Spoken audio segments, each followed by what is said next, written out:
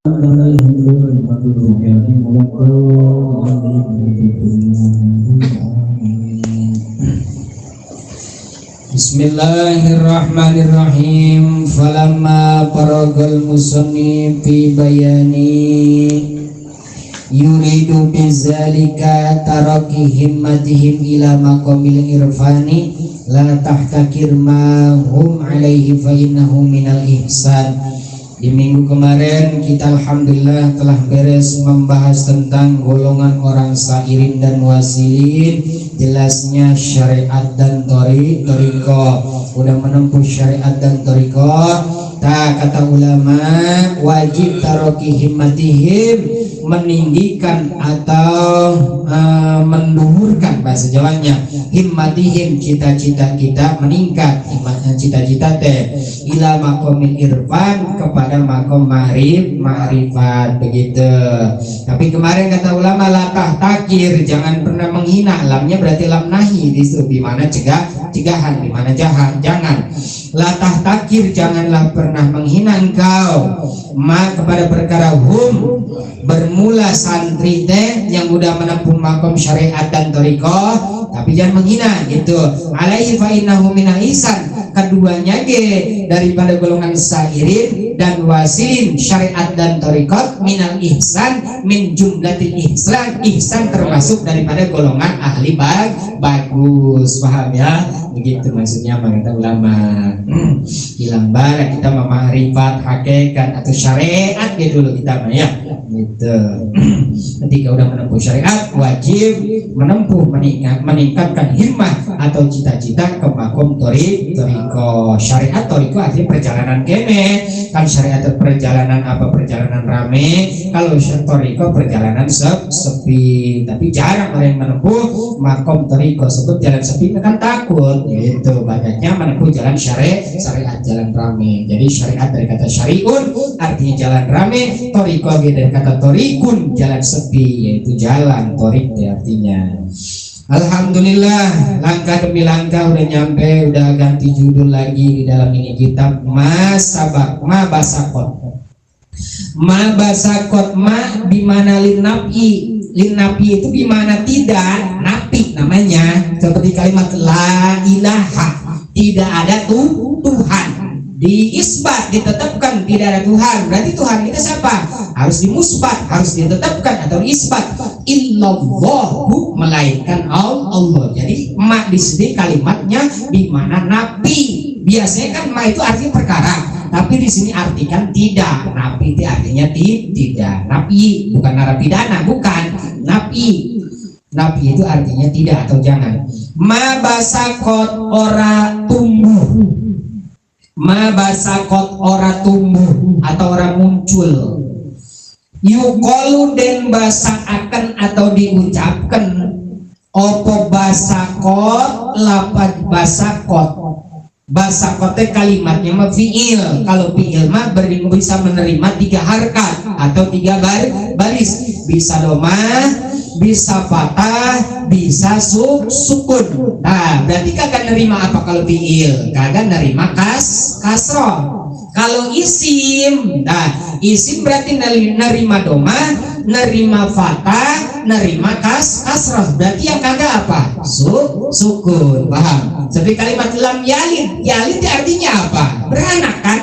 Yalid itu kalimat fiil, nerima sukun lafaz dalnya, tapi tidak bisa nerima kasroh. Tapi ada kalimat fiil yang bisa kasroh. Boleh. Kalau emang liil tiko isakinen, berjumpa atau bertemunya dua sukun. Nah, ketika dikasih harkat iza hurrika bil kasri, maka diberi harkatnya dengan kasroh. Contohnya berarti bahasa kotin nahlati, begitu tuh. Jadi dihurufkannya diberi harkat kasroh. Kalau enggak diidopat, arti diidobatnya enggak dilangsungkan bacanya, berarti basakot. Yukalu den ucapakan atau den bahasa akan opo basakot, lapad basakot dengan mempunyai makna tumbuh atau arti tumbuh, basakot deh. Opo an-nahlatu buah korma, busukon kalawan tumbuh, busukon kalawan tumbuh, faiza tolat maka tatkala dowo iya nakhlah atau kurma, faiza maka tatkala tolas dowo iya nakhlah atau kurma, berarti di lafaz tolatnya teh mendapatkan fa'il mustatir gitu, fa'il yang disimpan, berarti baliknya kemana? Anahlah, yaitu korma begitu.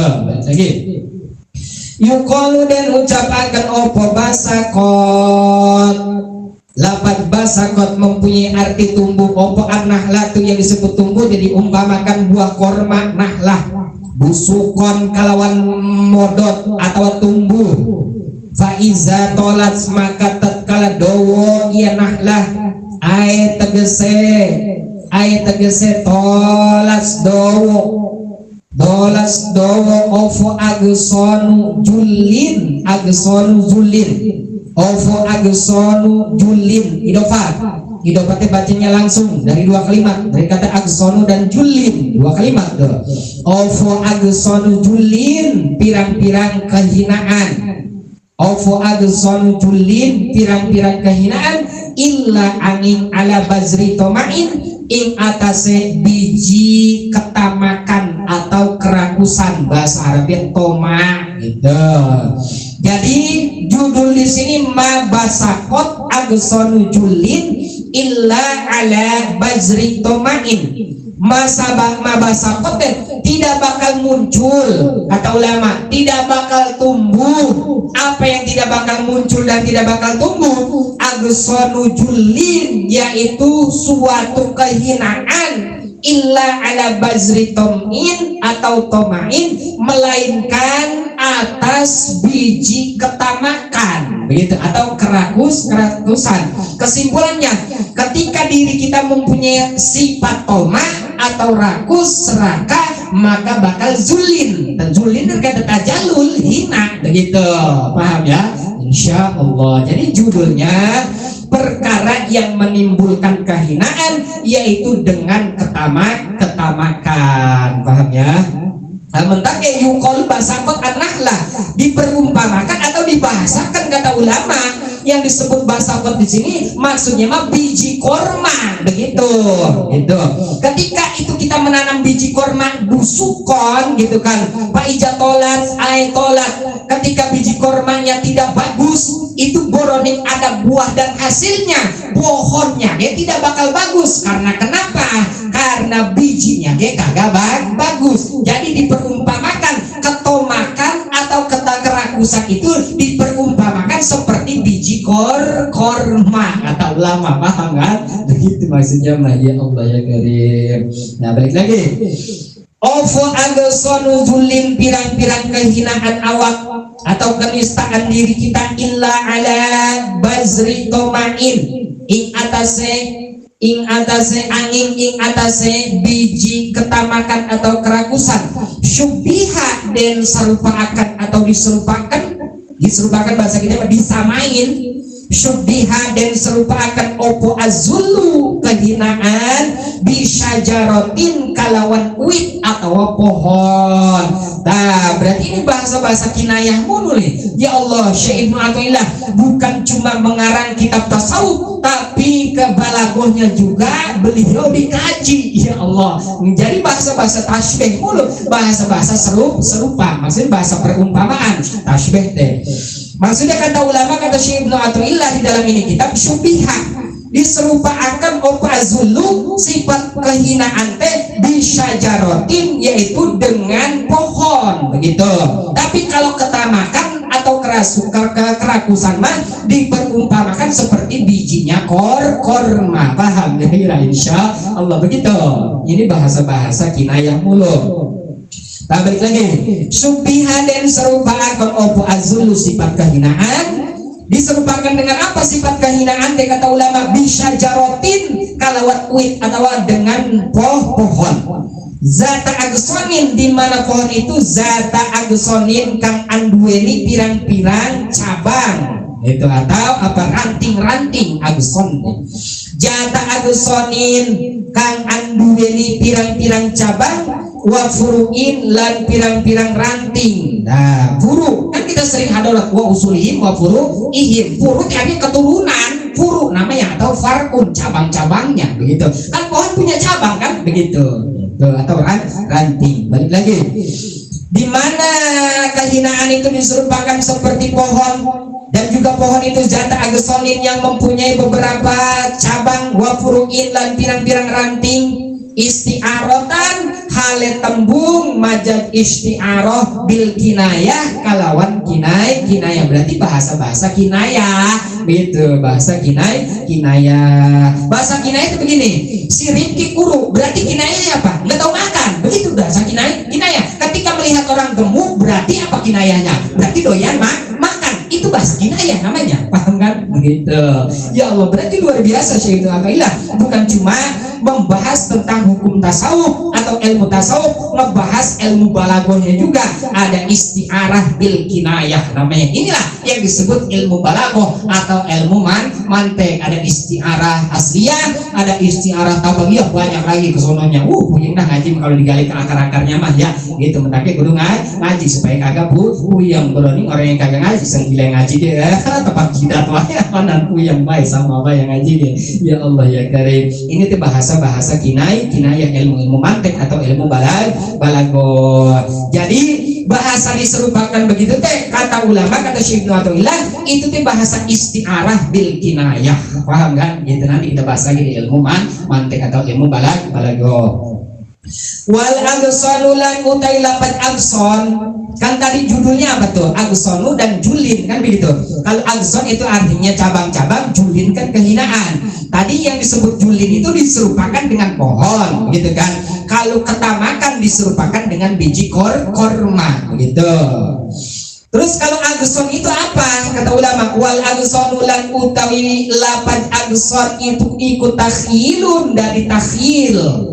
Batin kang tetap ikut takhilun dari takhil, batin kang tetap ala hakikotihi ing atase hakikatnya ia agson gitu. Ini mah menurut ulama-ulama mantek. Jadi lapat agson itu menjadi takhil. Nanti kita bahas lagi lah apa takhilnya. Itu sebab yang ngaji mantek nih, ya Allah ya Karim, kan sebatas omongan mah, kalau enggak pakai tulisan. Nanti kita contohkan di bor. Alhamdulillah ada bor ini. Nah, balik lagi.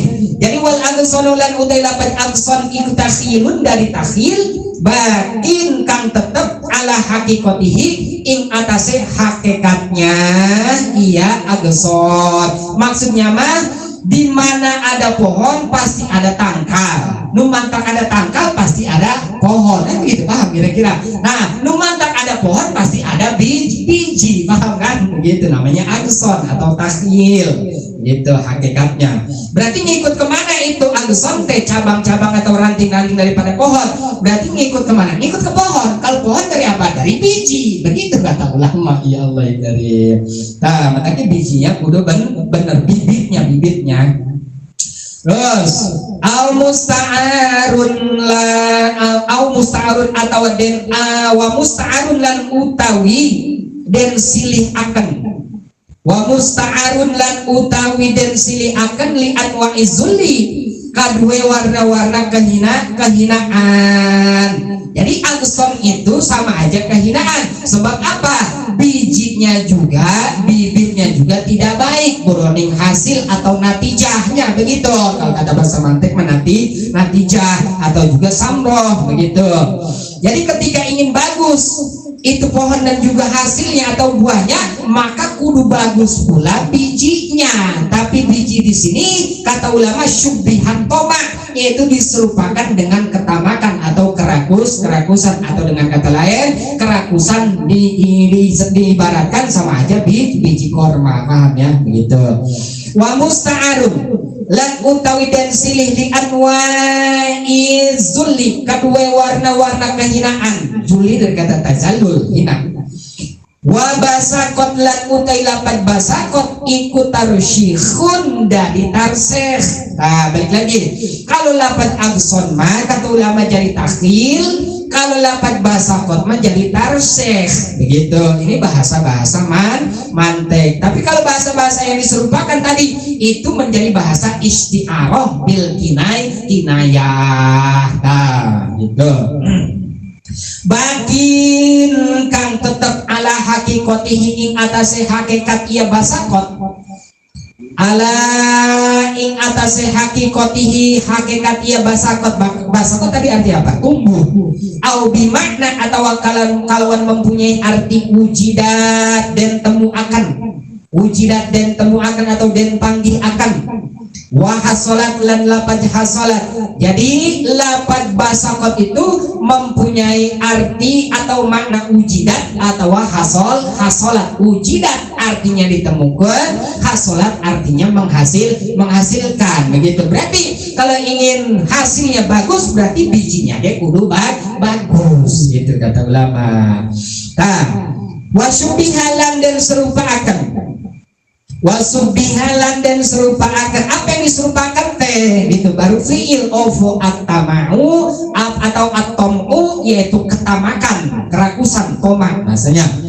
Bin nawati kalawan wiji, bin nawati kalawan wiji allati kang tansya'u cukul atau muncul anha saking ia allati opo asyajaratu uwit atau pohon. Ini bahasa kinayah lagi, bahasa istiarah lagi kata ulama. Syubiha atom'u bin nawat.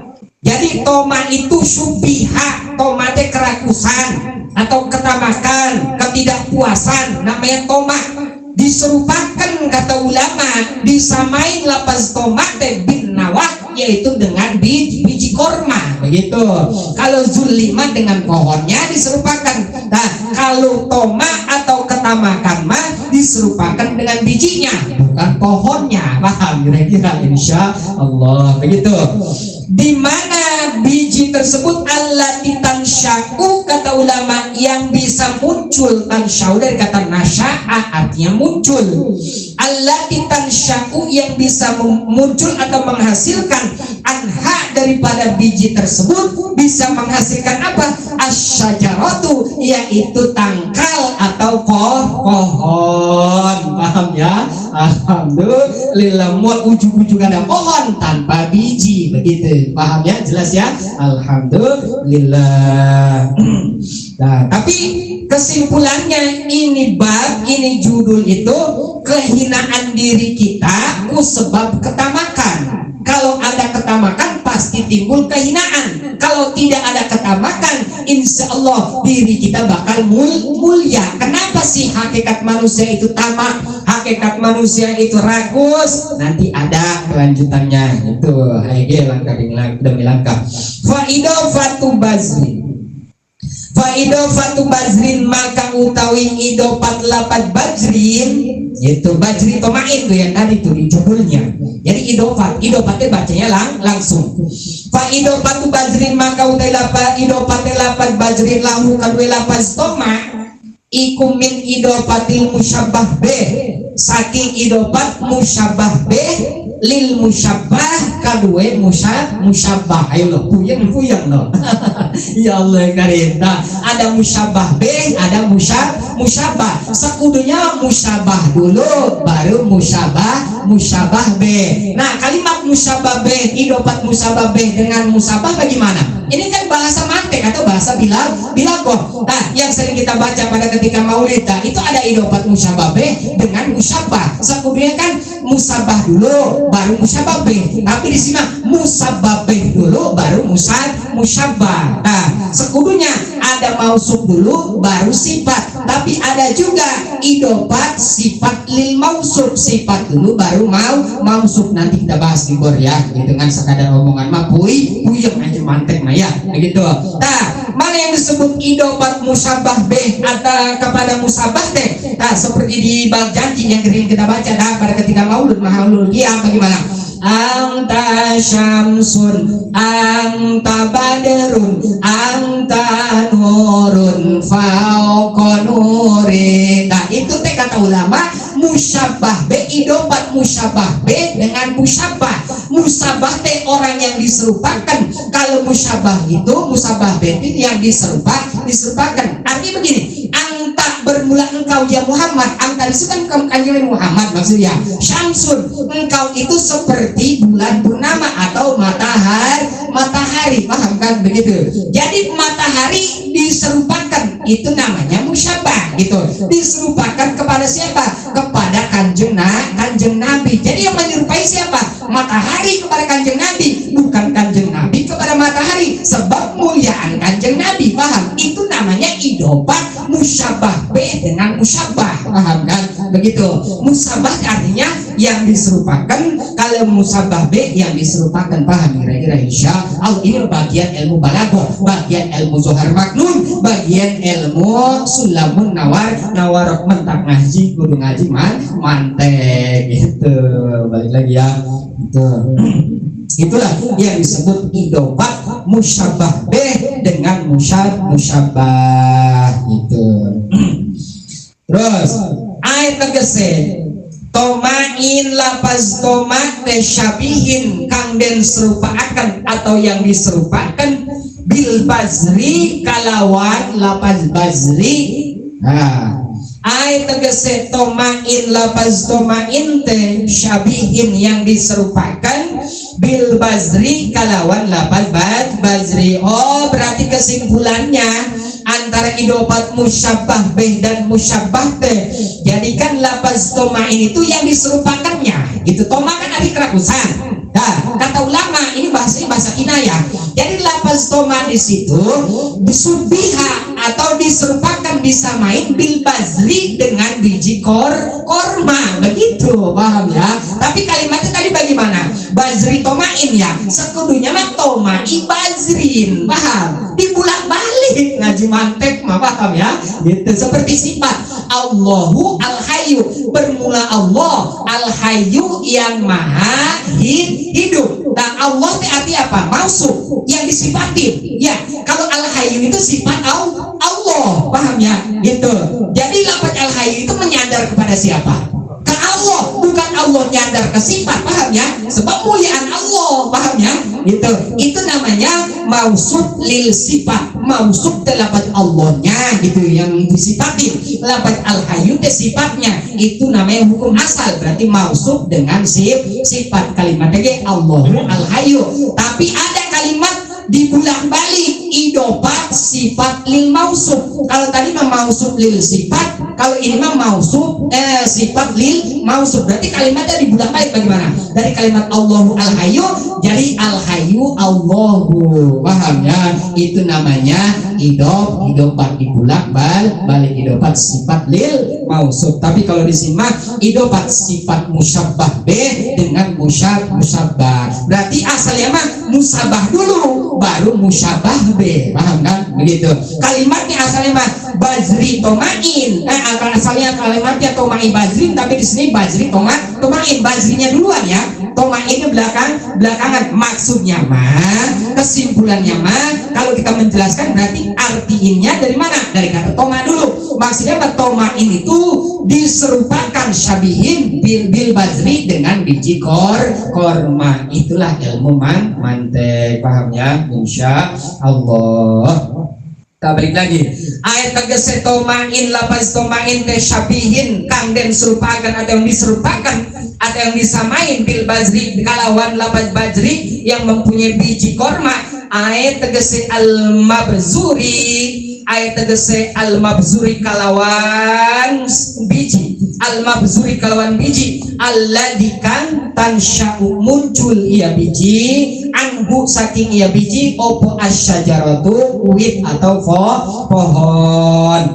Di mana pohon tersebut jatal agsoni kang anduweni pirang-pirang cabang atau dahan. Berarti kesimpulannya timbulnya sifat kehinaan dengan sebab ketamakan, ketomaan atau kerakusan. Diserupakannya, disamainya lapaz tomak dengan biji korma, tapi diserupakan lawannya lapa jul atau kehinaan dengan pohon korma, paham ya? Berarti ada biji, ada pohon, dan juga pohon di situ jatal agesoni kang andu ini pirang-pirang cabang atau ranting. Pasti pohon mempunyai cabang dan juga rantingnya, paham kira-kira? Insya Allah kesimpulannya kita harus bisa menjauhkan daripada sifat toma, sebab berasa sifat toma itu bakal menghasilkan sebuah kehinaan, kenistaan di dalam diri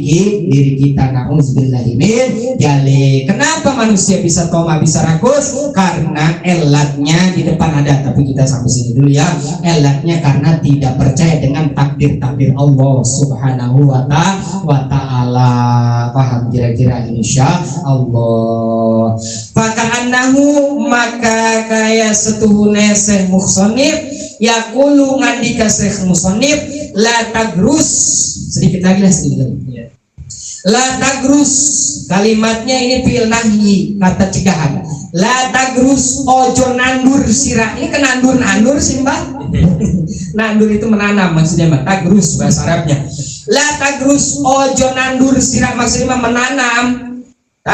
Bizar itomai, kalawan biji ketamakan, fikol bikat ing dalam ati nirat, patah ruja, maka bakal metu minhu saking ya kolbu opo sajaratu zulli, pohon atau wit kehinaan. Kesimpulannya kata ulama jangan Syekh Ibnu Athaillah di dalam ini kitab, maka kita harus bisa menjauhkan daripada sifat ketomaan, sebab sifat ketomaan kata ulama bakal menimbulkan sifat kehinaan di dalam diri. Nah ini dalilnya. La tagrus, janganlah engkau menandur atau menanam, itu kan, bizar itomai, dengan biji ketamakan atau kerakusan, fikolbika, di dalam hatimu. Begitu, ketika kita menanam sebuah biji ketamakan fikolbika di dalam hati kita, patah keruja, maka bakal muncul, maka bakal menghasilkan daripada nanam tersebut, biji ketamakan tersebut bakal menghasilkan atau memunculkan apa? Sajaratu zulli, yaitu pohon kehinaan. Maksudnya diri kita bakal hina. Na'udzubillah summa na'udzubillahi min dzalik. Mudah-mudahan dengan wasilah daripada kita mengkaji kitab ini dijauhkan daripada rasa sifat ketamakan atau kerakusan. Na'udzubillahi min dzalik. Wa tatasya'abba agsanuha wa furu'uha wallahu a'lamu bis-shawab. Al-Fatihah.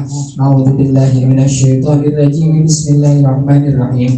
Alhamdulillahi rabbil alamin arrahmanir rahim maliki yaumiddin.